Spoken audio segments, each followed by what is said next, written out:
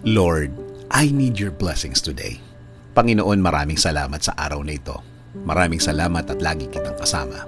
Kaya nagiging safe ang lahat. Kaya nagiging magaan ang lahat. Patuloy niyo po akong samahan sa araw na ito. Panginoon, kailangan ko po ng inyong biyaya ngayon. Kailangan ko po ng blessings niyo sa araw na ito. Kailangan ko po ng inyong provision para sa akin at para sa aking pamilya. Para sa malaking tulong niyo sa akin, Lord.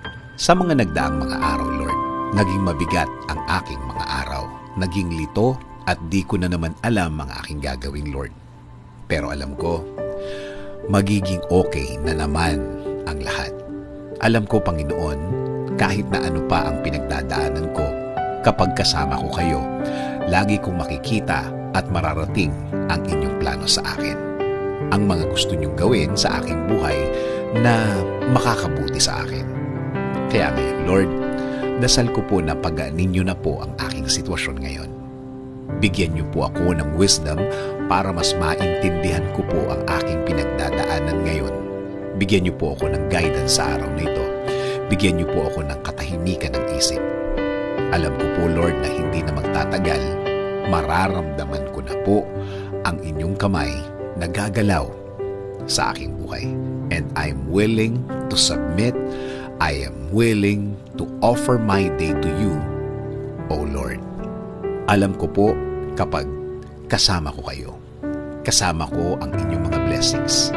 Alam ko po na kasama ko ang mga solusyon sa aking buhay. Solusyon na magiging sagot sa aking mga nararanasan ngayon. Kaya Lord, patuloy niyo pong pasukin ang aking buhay. Patuloy niyo po itong lagyan ng katahimikan. Gawin niyo po sa aking buhay ang magandang plano ninyo.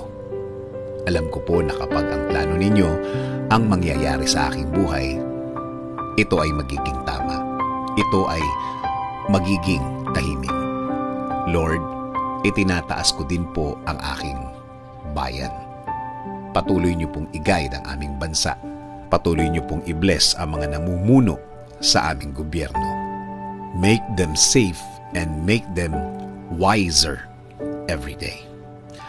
Salamat, salamat Panginoon sa inyong biyaya sa araw-araw.